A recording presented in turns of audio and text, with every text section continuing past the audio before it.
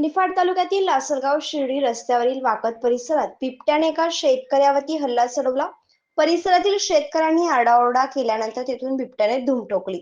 दरम्यान मागील 15 आठवड्यापासून या भागात बिबट्याचे दर्शन होत असून यापूर्वीही काही प्राणी या बिबट्याने भक्ष्य केले आहेत.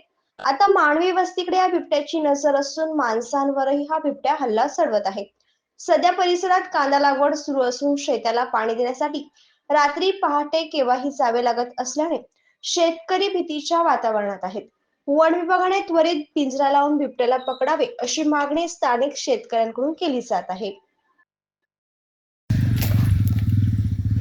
आम्ही ऊसतोड मजूर आहे. बाजारला चाललो होतो वाकडून देवगावला.